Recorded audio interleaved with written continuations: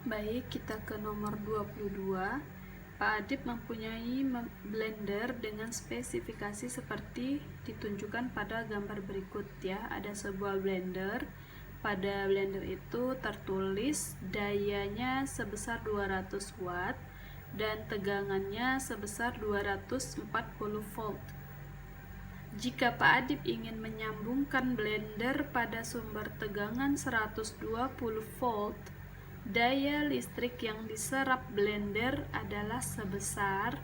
Nah, karena benda yang digunakan ini adalah sama, yaitu blender, berarti hambatannya sama juga ya. Jadi nilai hambatannya sama karena bendanya sama-sama blender.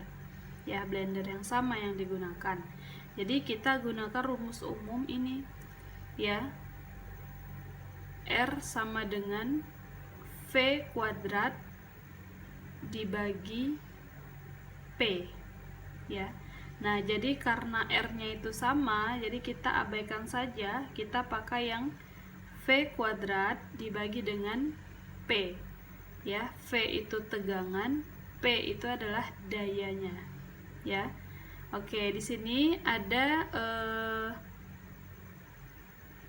tegangan masukan atau tegangan 1 dan ada tegangan keluaran atau tegangan kedua ya. Begitu juga dengan dayanya, ada daya 1 ya dan ada daya kedua. Nah, daya kedua inilah yang ditanya. Daya listrik yang diserap blender sebesar berapa? Oke, kita masukkan persamaan ini tadi. V1 kuadrat dibagi P1 sama dengan V2 kuadrat dibagi dengan P2. Nah, karena kuadrat kita tidak usah hitung ya, kita jabarkan saja seperti ini untuk memudahkan perhitungannya. Jadi masukkan nilainya ya. Kemudian kita kali silang ya, 240 dikali 240 dikali P2 sama dengan 200 dikali 120 dikali 120. Jadi bentuknya seperti ini. Yang kita tanya adalah P2.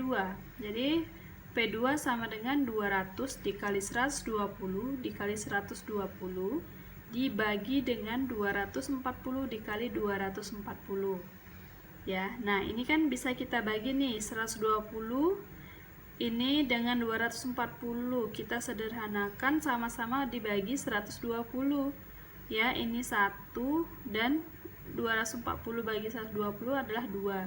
Begitu juga dengan ini, sama ya. Jadi ini 200 ya. Kemudian ini hanya ada 2 dan 2 dikali 2 itu 4.